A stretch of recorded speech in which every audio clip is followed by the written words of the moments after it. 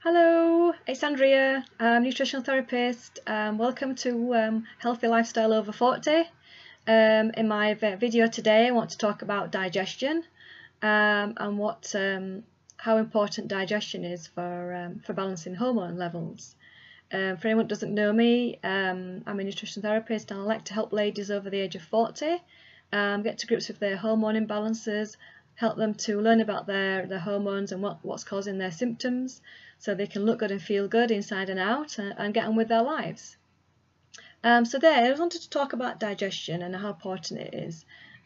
So first of all, I just want to explain a little bit about how the digestion works if you're not really aware of how it works, because it's quite a complex system.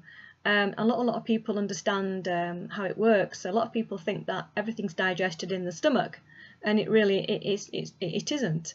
So what happens is digestion starts when you start to smell food, when you're hungry and you start to smell your dinner. Or you can smell food. Your body's getting ready to digest that food just by the smelling of it. And then as you're chewing it in your mouth, that starts to break down the carbohydrates. That's what the amylase in the mouth starts to break down the food. And then as you swallow your food, you want to make sure that you chew it really well, because your stomach doesn't have teeth, so it's important that you chew your food very well, so it's more easily digested in the stomach. And then the stomach starts to break down the protein in the stomach, and it's made into chyme.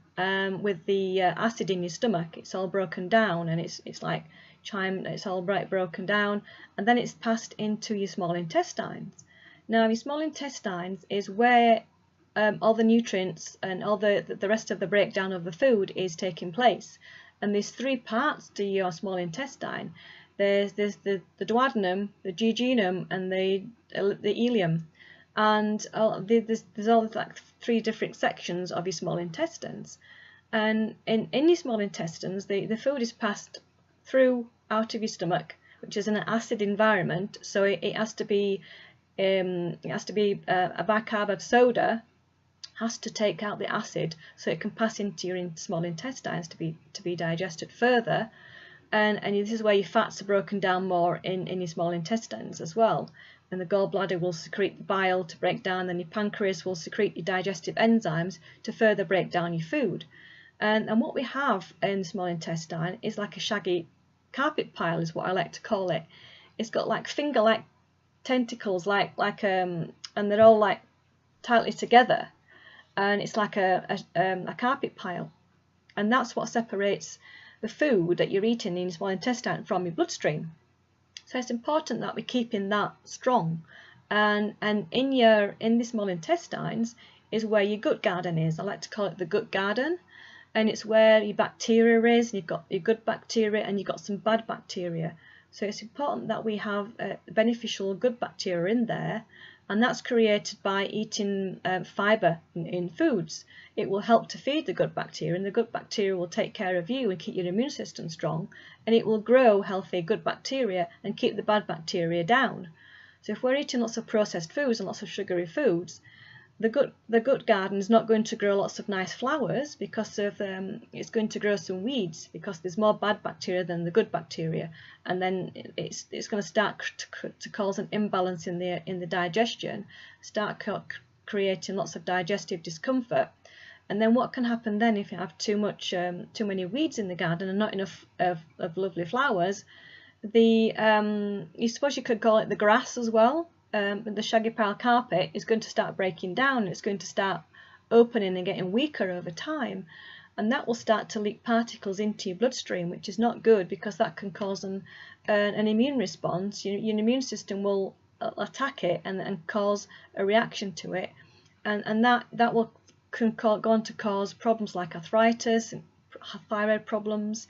It can mimic your cells in your body. It can mimic your thyroid, or it will pick a weak spot in your body, and it will affect that organ, and it will affect it from working effectively, and it can cause a bit of arthritis, inflammation in your body.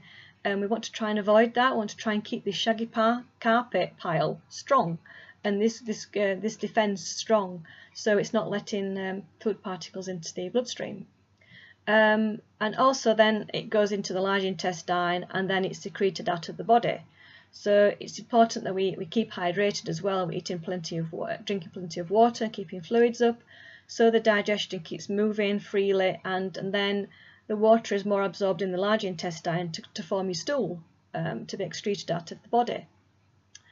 So we can also increase the gut garden from growing more flowers and staying healthy by eating probiotics as well. That can really help with keeping the digestion healthy.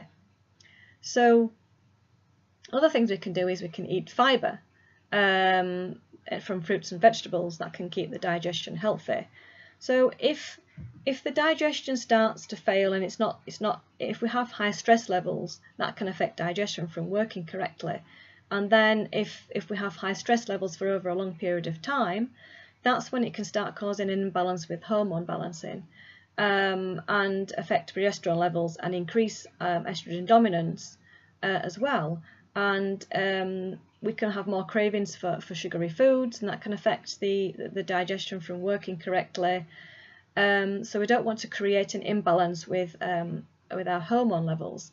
So that's why it's important to keep the digestion healthy, keep stress levels down, so the digestion keeps moving properly, and also to check magnesium levels, because if our magnesium levels are quite low, which during perimenopause magnesium can go really low, because the body's under a bit of stress anyway, trying to keep the hormones balanced, because they're going up and down all the time during perimenopause, during the transition into menopause.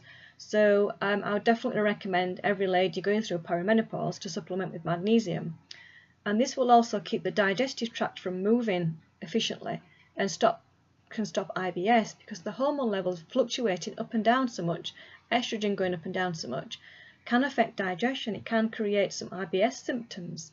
Like one day your digestion might be working okay, and then the next day you might have a bit of discomfort. So this is quite frustrating, because I notice myself that one day my digestion's fine, and then the next day I'm thinking, oh, I've got a bit of bloating, I'm a bit constipated, and it's just a daily thing of trying to keep the digestion working correctly. And the magnesium will help keep your muscle relaxed and keep it working and keep your digestion moving. And also it's important to have regular exercise as well, and hydrate yourself, plenty of water to keep your digestion moving, to keep everything moving right through. Because what magnesium does, it relaxes your muscles. And if you think about it, your digestion is just a big muscle. It contracts, which you need calcium for contraction, and you also need the relaxing as well with magnesium, because it doesn't want to be too tight, and your muscles not like contracting and moving everything through, moving your food through your digestive system. So it's important to look at magnesium levels. What also helps with digestion is turmeric. Turmeric, good for keeping inflammation down. Ginger is very good to help with digestion, and lemon water in the morning will help to get the digestion, wake the digestion up, and help keep everything moving as well. I find that lemon water really helps me. If first thing in the morning I don't eat anything for half an hour, I just drink some lemon water, and then my digestion wakes up, and then it's ready to take on food, and that really helps digestion as well. So all these things help with digestion during perimenopause, because it can be affected with the fluctuation of the hormones going up and down, and it's important to keep stress levels down. So you're looking at stress levels, keeping them low, so that will cause less disruption as well, and keeping blood sugar stable by eating protein with every meal. So I hope that helps you, and it just explains a little bit about digestion and how your hormones going up and down can affect it, and your stress levels. If you like my video, please subscribe so you get notified of when I post more videos.